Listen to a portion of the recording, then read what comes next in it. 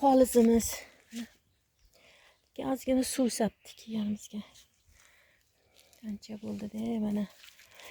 Baqlajonlarimiz mana bularni ko'rsataman. Hozir qaranglar, mana dumaloq. Bulardachi beshta har xilidan olganmiz-da, mana qanday chiqargan deb. 4 xilmi 5 xil joydan olingan bular. Bittasi yomon chiqsa, bittasi yaxshi chiqadi deb shunaqa qildik. Mana hammasi solibdi, des ajoyib. Pishirib ham yedik, mazzasi ham yaxshi. Ozgina mehnat qilsa qanday yaxshi. O'zimiz bemalol yeymiz.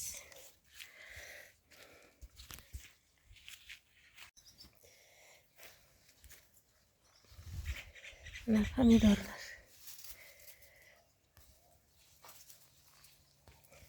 Mana bolgarlar. Baqlalar. Bular baqlajonlar. Bolgarskilarimiz. Ana o tarafda ekan. Zada ekinlarimiz bu yil har xilidan oldik, yaxshi qilgan ekanmiz.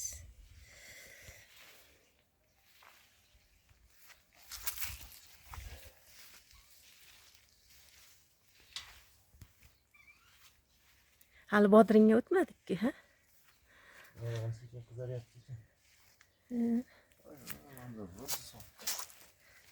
Suv yetmaganlar zo'r sotdi. Ko'p suv kerak emas ekanda. Bizdan olganlarimizdan sotdi. Bizdan olganlarimiz. Oddiy ko'chatdan olganmiz. Zo'r emas-da bu. Baribir seziladi. Har xil joydan olganmiz, yaxshi qilgan ekanmiz. O'zimiz ham birinchi olgan joyimiz zo'r ekan. Endi o'shandan olamiz. Bular boshqacha. Demak, yaxshi chiqsa, qara bodringlarimiz mana. Voy, katta ekan. Mana qarang. Mana qarang. To'xtang. Mana olcha. Siyoh rang olcha.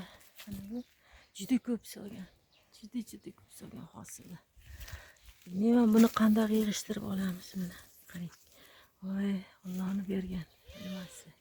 Ne'matida bu quritsa ham bo'ladi, lekin bu birdan bir vaqtda pishmaydi. Qarang, mana bunday bo'lib kelaveradi. Mana qop qora bo'lgan keyin qizaradi, keyin qorayadi, keyin mana kun kurtisiga kiradi mana. Shunaqa pishadi. Mana bu qarang, shunaqa shig'il soladi mana. Mana. Kesalaring. Mana bemalol terib olib ketish mumkin.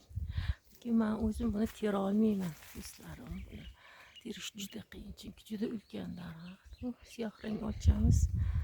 Shifobaxsh, lekin buni men tera olmayman. Chunki ustiga chiqish kerak. Qarang, mana bu daraxt juda katta.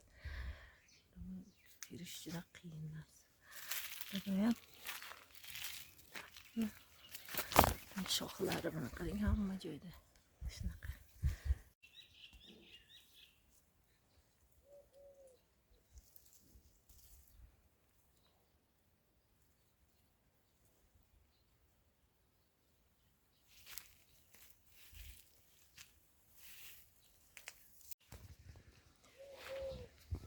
Mana hozir endi o'rikni ko'rsataman. Mana bu o'rikimiz. Mana katta, hali bu taraflari mana ko'k bo'lib turibdi. Bu taraf quyoshga qaraganlari esa mana pishib kelyapti. Hozir ko'rsataman bu tarafdan.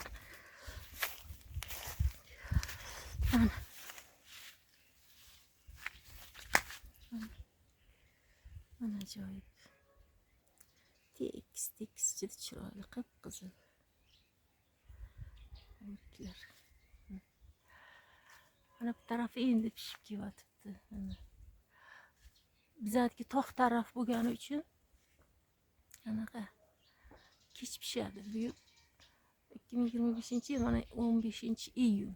Endi mana qizarib kelyapti. Bu taraflar.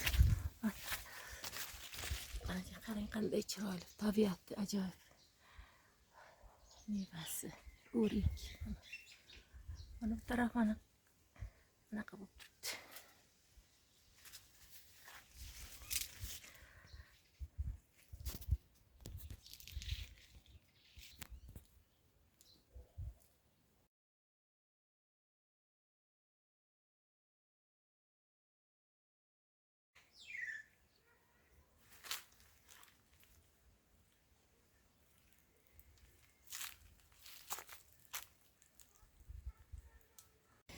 Mana do'stlar, mana polizimizdan, bog'imizdan mana shu mevalarni terib keldik. Mana bu o'rik.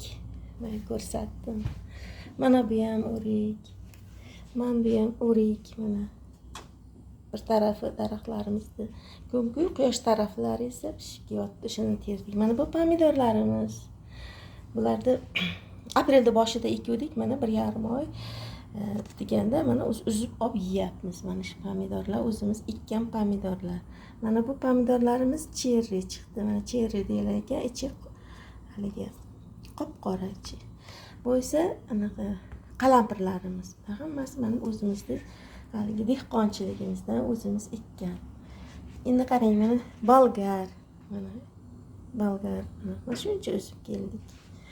Mana bu bodringlarimiz. Mana qarang qanday chiroyli. Bodringlarimiz hammasi mana o'zimizning polizimizdan ozgina yerga ekkan hosillarimiz.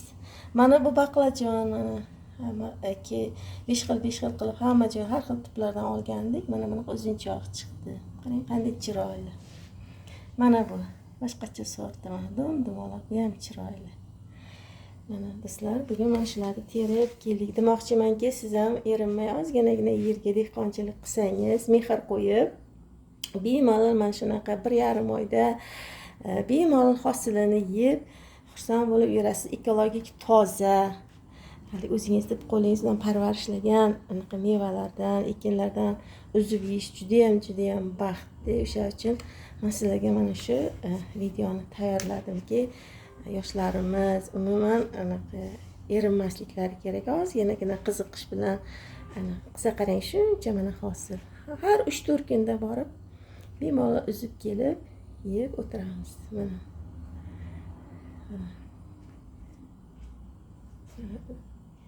Bemalol hammasini bozordan sotib olmang. O'zimizniki, dorilanmagan mahalliy o'g'itlardan foydalandik, vaqtida sug'ordik. Hosilini bemalol yeyapmiz. Videoda maqsadim ham shu edi. Yoshlarga, barcha ko'rgan insonlarga, sizlarga ham ana shunaqa o'z qo'llaringiz bilan ekib hosilini yeyish nasib qilsin, Allohim.